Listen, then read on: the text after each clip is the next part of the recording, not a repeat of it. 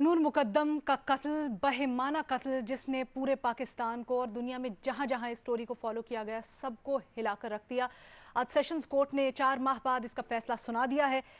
नूर मुकद्दम के कत्ल के जुर्म में जाहिर जाफर को कत्ल के लिए सजाए मौत दी गई है। 5 लाख रुपए कंपनसेशन के तौर पर नूर के वालिदैन को अदा करने होंगे। किडनैपिंग यानी अगवा के लिए 10 साल कैद, 1 लाख जुर्माना, हब्से बेजा में रखने के लिए 1 साल कैद, रेप करने के लिए नूर मुकद्दम का 25 साल कैद और 2 लाख रुपए जुर्माना अदा करना होगा।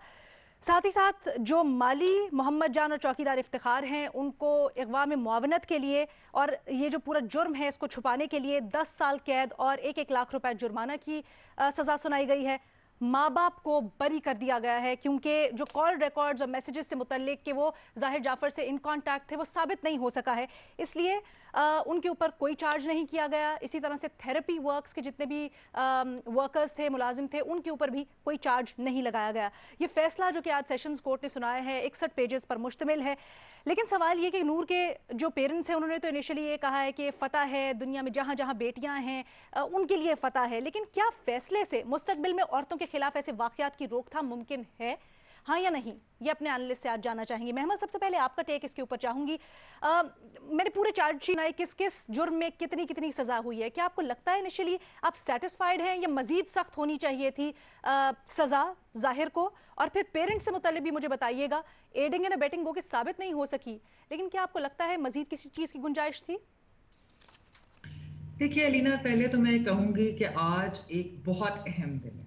ये एक बहुत बड़ा और बहुत अहम फैसला था पाकिस्तान की खवातीन के लिए, हम सब के लिए, हमारे मुआशरे के लिए। क्योंकि एक जो परपेट्रेटर था जाहिर जाफर, जो कातिल है, वो भी एक बड़ी इन्फ्लुएंशियल फैमिली से ताल्लुक रखता है। और हम यहाँ पर देखते हैं कि जो ताकतवर होते हैं they usually get away with murder, हर चीज से उनको वो बरी हो जाते हैं। तो ये बहुत बड़ा फैसला है, बहुत अहम फैसला है। इसलिए जो है, मैं इस फैसले के ऊपर जहां तक बात है तो मेरे ख्याल में ये फैसला तो ठीक है। लेकिन जो एक ओवरऑल जो आपका ये बुनियादी सवाल है कि क्या इससे रोकथाम हो सकेगी, देखिए एक फैसले से, चाहे वो जितना भी बड़ा और बहुत अहम फैसला, जिस तरह मैं बार बार कह रही हूँ, मैं फिर भी समझती हूँ कि उस एक फैसले की वजह से वो रोकथाम जो है वो इतनी आसानी से नहीं होगी। ये बहुत लंबा स्ट्रगल है। ये इसलिए लंबा स्ट्रगल है अलीना, क्योंकि यहाँ पर कंदील बलोच का भाई उसको गैरत के नाम पर कत्ल करता है और उसको कोई शर्मिंदगी भी नहीं होती और वो बरी भी हो जाता है।